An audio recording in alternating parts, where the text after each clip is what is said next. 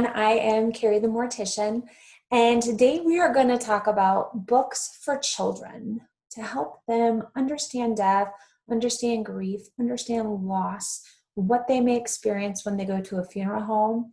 And there are so many books, hundreds of books that are out on the market. I mean, just tons of books about death and loss. There's 2 new books on the market, though, that have just come out. And I think what makes these books unique is that they are written by one of the authors is a funeral director. So it is a really inside look at the death that someone will experience and how to explain that to a child. Because we as funeral directors see children going through these motions. We see the questions they ask, we see how they react, we see how they respond. So I think it's an amazingly new perspective on a children's book for children about death. So we're going to talk to Lacie and Katherine about their new books. In Loving Memory, A Child's Journey to Understanding the Funeral and Starting the Grieving Process.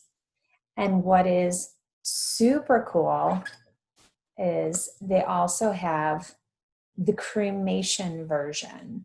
Get asked about this a lot. How do we explain cremation? How do we talk about somebody when their physical body is not there in its form that it was in life?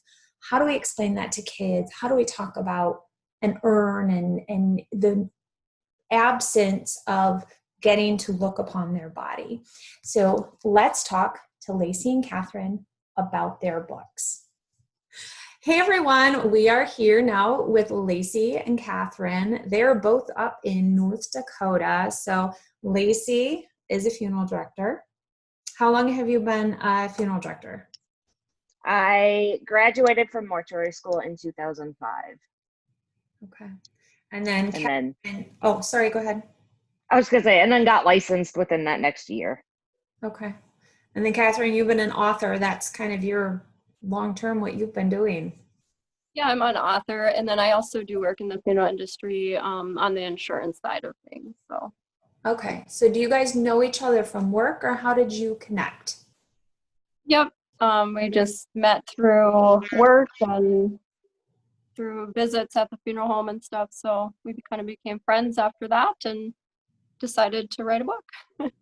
Awesome. How did that first initial thought go? Was it, hey, this book sucks, we need to write a better one? Or where did it come from? No, I think I was showing Lacie some of my other books that I had written, and she's like, wow, I'd really like to write a book and maybe something related to the funeral industry. And our conversation has kind of evolved, and eventually we decided a children's book. That's what I knew how to do, and we felt like there was kind of a need to create something special for kids during this difficult time. Agreed. Now, I know, Lacie, you have 5 kids. Yes. Right? So have you gone through, I mean, not just as a funeral director, but have your kids gone through kind of a big loss in their life so far that you've watched personally them go through that maybe drove information for this book? No, not so much with my children personally, but just through other children. Obviously, in the funeral industry, we meet with families and we get to know their entire family, including the kids. And that's more so where the inspiration came from, was just having a strong desire to want to help the kids. And have something for them to pass out. So are you having a good response? This book is now out. Are you having a really good response? Funeral homes getting them to pass out, or samples of them that they're getting, or what's been this initial since it's opened and kind of gone out to the public? Yeah, absolutely. Funeral directors, counselors, parents, families, we've received really great feedback from that. And it's kind of funny, even parents who they said, you know what, at the time, I didn't have time to read books on my own, but I read this book to my kids and it actually ended up helping me as an adult. So we were kind of surprised that it ended up helping adults in a special way. But one of the things that really people have enjoyed is it's very real. It's very realistic in what they're going to see, what's going to happen, and also just starting the conversation about somebody passing away or death in general. We've received some really great feedback on that, and counselors in their clinics, even just pre-arrangements or whatever. It's been really great feedback. I think it's nice to have the tools.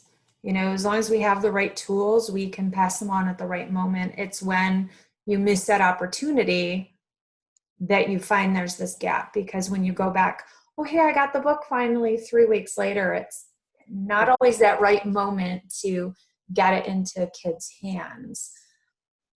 Yeah. And that was one of the things too, was, there wasn't, that we found a book that illustrated somebody in a casket. And that was really important to have that, because kids are visual and I'm visual. Mm-hmm. And so if we can show them in a children's photograph or children's illustration what they're going to see, it can be a very useful tool. And from what we found, that tool didn't exist. That's interesting. I don't know if I've noticed that looking through. I think, Yeah. Funeral director perception, we would maybe miss some of those things. The one thing I did notice is the casket doesn't have a lid. I know. That's that. I was yes. Like, there's no top. It's very European. It's very European. Yes. And our illustrator was from Poland, and she did such a beautiful job. Yeah, that explains it. Yep. And so, I kind of contemplated that a little bit on, gosh, do we add a lid? Do we not? But in the end, us funeral directors are going to be the only ones probably that really notice there's no lid on the casket. Yeah, there will be that kid that walks in and goes, that wasn't in the book, Mom. That yep. Something like that out. But yeah. Now, I love the conclusion of it, where it's kind of like, you were important to Grandma, you were important in the life, which is where I can see the adults can connect with all those, like, what did I enjoy doing with somebody? It's that reflection that the book makes you do along the different course, where you think of those good things and then you implement them, and then you're reminded how special you were to them as well.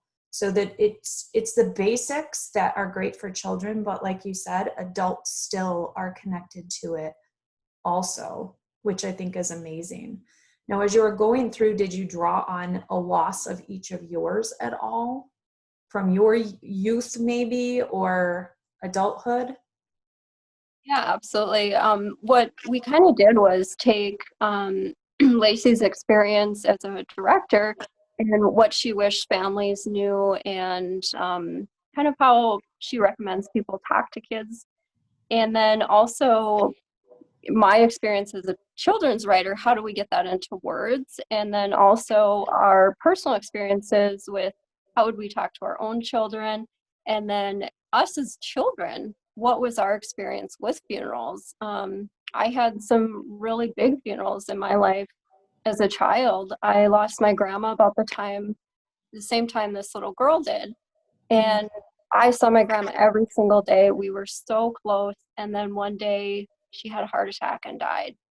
And I was completely devastated. And I remember everything about that funeral, even though it was, 25, 30 years ago. And it made me realize too how important a funeral is, not only to the adults, but to children. Me as a child going through that and experiencing it. And then after the funeral, I just started doing things that I didn't realize were mourning activities, like putting on her jewelry, keeping her jewelry, looking at it, or having her perfumes, and doing some things like that, or making special items that she made. She was an amazing cook, so she would make these little bread rolls, I guess.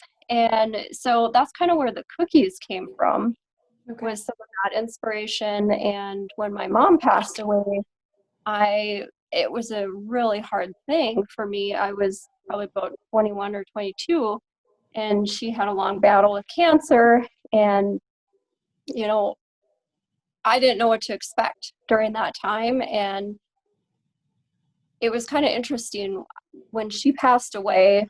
I was holding her hand and she passed away, and it just was like this peace washed over her. And I never expected that. And I don't know if I expected like something weird or bad to happen, but it was just like this release of pain and peace. And so we took a lot from that. Every year I plant petunias in my front yard because that was just a special memory that I had with my mom on her last Mother's Day.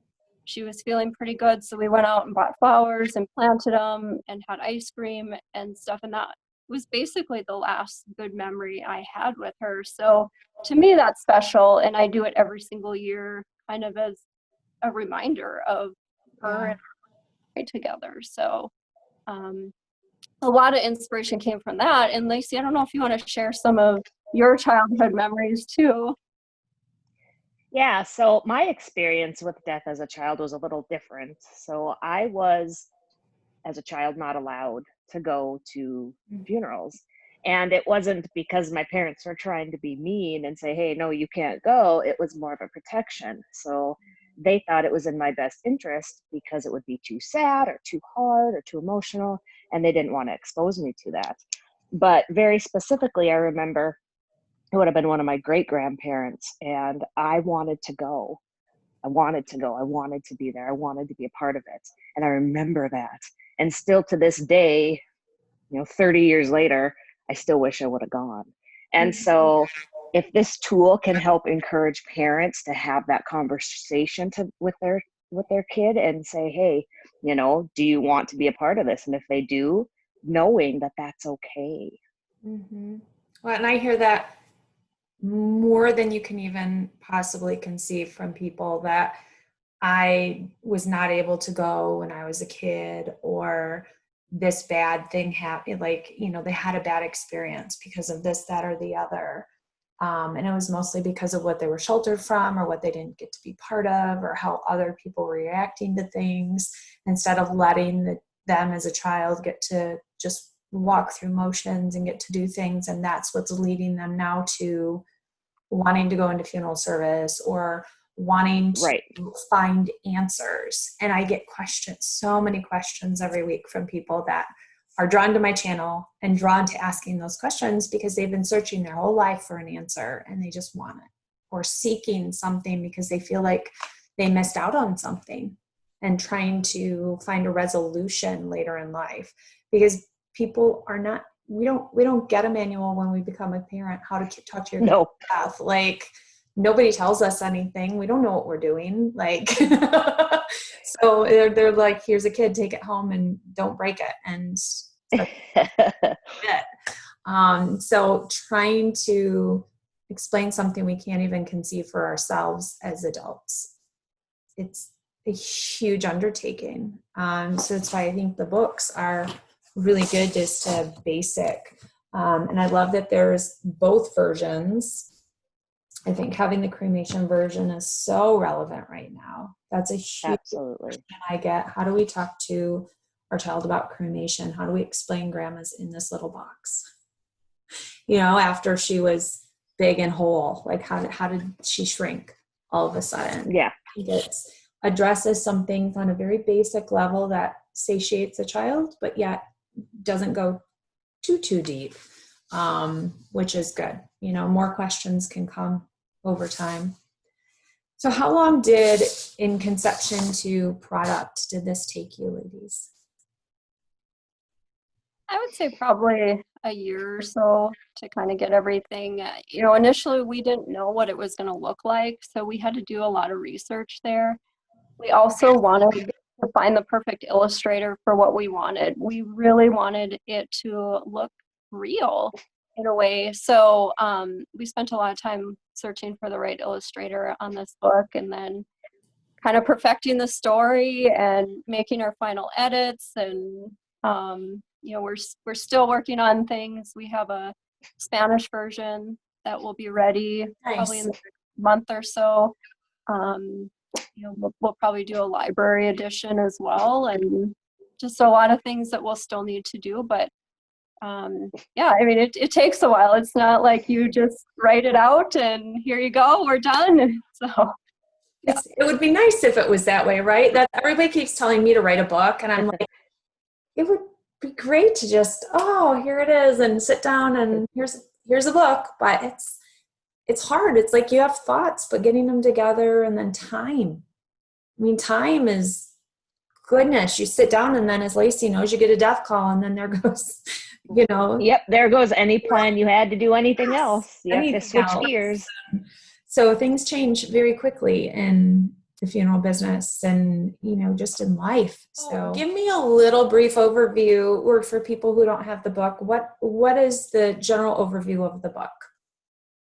So the book, it's in a story format, so children can understand that they're not alone when someone dies, that other kids are going through the same thing that they are. So a young girl, her name is Harper, she finds out that her grandma passed away, and her parents are very loving about it and talk to her in a very loving way about what's going to happen, what they're going to see. So it kind of takes us through her journey of going to the funeral, going to a visitation, going to a graveside service, and then it starts taking us on her journey of grieving, what that kind of looks like for her. And she decides that, when she has this feeling of sadness or whatever, she acknowledges it, and then she does an activity that helps her remember and honor her grandmother. So maybe going to the cemetery and bringing flowers, just really something simple that any kid can understand. My son that's 5, after reading it, he said, "Hey, let's go to the cemetery and see your mom." So we went to the cemetery, and after we left, he said, "Mom, I'm really sorry that your mom died. I really wish I could have met her." And I thought, wow, like this kind of created some empathy for him. But then she continues down that grieving journey, and ultimately there's a place in the book for kids to write out their own stories or draw their own things that they want to do to express their feelings and things that they want to do to honor and remember their loved one. Have you thought of doing a boy version? I think we've kind of talked about different ideas like that. There's many different ways we could go about it. Yes, we could do a boy version. I've been asked if we're going to do other relationships. Are we going to do a child that loses a parent or a sibling? Those are all ideas that we're pondering. We can expand into so much more, which is, easily just switch out the person and switch out the everything. I think that would be good. It creates a lot of product to choose from, but, to be personalized is kind of nice for each individual situation. And, even losing a friend, losing a classmate, right, is a big one. It's taboo topics that nobody wants to talk about, that a kid could lose a friend, or, that a 4 or 5-year-old could die or something like that, but it happens. And it's nice to have resources available for, social workers in school, or, psychologists in school and things, to have something to maybe help kids. So I think it's great to look that you're looking towards all of those possibilities, because it's needed and necessary. So I think that's awesome. Well, where can people find your book to purchase, either in bulk or as individual? Where can they find that? Yep. So, if you just want an individual copy, they are available on Amazon. They are also available on my website, katssocks.com, Kats, and then socks, SOCKS. I also write under a pen name for some of my other books, so that's kind of where that came from. And I also own another business, so you can go there, order bulk books, and you also can do individual from there. Awesome. Well, thank you, ladies, so much for joining and just sharing about your book. I think it's so fun to have something new and new things in our industry, especially for children. It's so important. So thank you. Thank you. A huge thank you to Lacie and Katherine for talking about their new books, explaining where some of the thought process came from and their journey to get here, to get these books out so that you can get them in your hands to read to your children, to have at your funeral home, to pass on to someone who may need this information. You can go to Amazon.com or catssocks.com to purchase either of these books. I will have the links down in the description of the video, so make sure to check those out. Thanks so much, everyone, and we'll see you on the next video. Bye.